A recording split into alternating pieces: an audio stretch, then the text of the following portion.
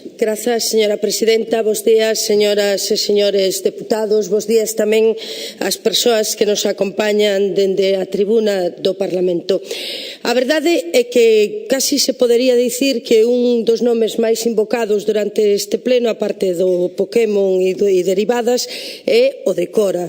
porque efectivamente temos varias iniciativas que se están debatindo nese pleno que teñen que ver precisamente con esa ofensiva recentralizadora e vulneradora do actual marco institucional e das competencias que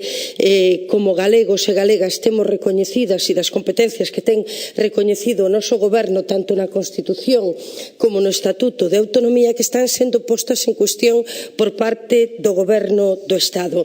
A min, señoras e señores deputados, gustaríame lerlles unha afirmación que fai unha federación deportiva. Non vou dicir cal, pero en todo caso é unha federación galega de deportes que di: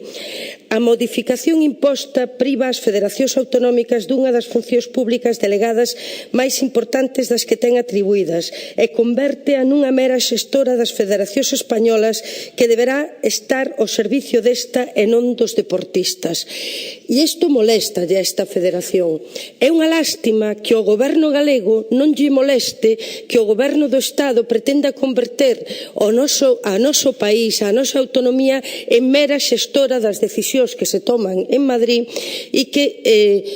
mesmo supedite os intereses ou a defensa dos intereses dos galegos e das galegas ás decisións que alí se toman. Nós, señoras e señores do Partido Popular, estamos radicalmente en contra desta modificación que se fai a través dunha lei que se chama de racionalización do sector público. Faise unha modificación dun artigo da Lei do Deporte que consiste ni máis ni menos que seica en intentar eliminar unha duplicidade que non é tal. Simplemente estamos falando de dous tipos de licencias de federativas diferentes e o que introduce é unha gran burocracia e unha gran complicación. Invade competencias propias da Xunta de Galiza tal e como establece o artigo 27.22 do Estatuto de Autonomía, como ratifican sentenzas non só do Tribunal Supremo, sino mesmo unha recente do ano 2012 do Tribunal Constitucional. Vulnera unha lei aprobada neste Parlamento con esta mesma maioría no ano 2012, a Lei do Deporte Galego de Galiza, a Lei 3/2012, que lle atribúe, ademais, expresamente ás federacións galegas unha serie de competencias que se están vendo claramente conculcadas no caso de aprobarse tal e como formula o Goberno do Estado a imposición dunha licencia federativa única. Silencio, por favor. E, sobre todo, señoras e señores deputados, a quen beneficia cui prodest e a quen prexudica esta iniciativa? Beneficia claramente ás federacións españolas, sobre todo ás federacións españolas máis potentes dos deportes maioritarios, e prexudica claramente, primeiro, ás federacións galegas, sobre todo aquelas federacións de deportes minoritarios que van perder capacidade financeira, porque tal e como establece a Lei Galega de Deporte, a Lei de Deportes de Galiza, a súa principal fonte de financiamento son os ingresos provintes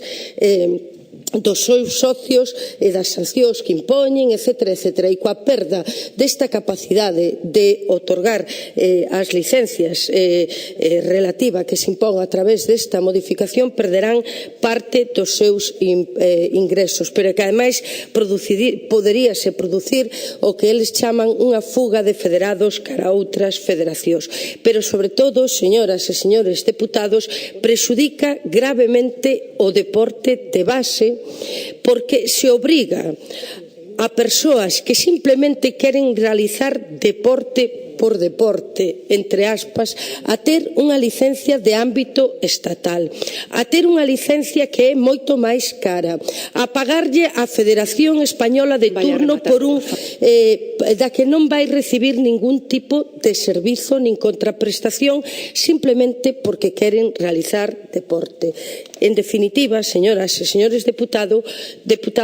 prexudica ás persoas que practican deporte, o deporte de base, os pequenos clubs, vai provocar a desaparición de moita actividade deportiva e moitos clubs de base no noso país, simplemente para seguir engordando esas mafias que en moitos casos constitúen as grandes federacións deportivas españolas. Nós, desde logo, señora Prado, estamos dispostas a chegar a un acordo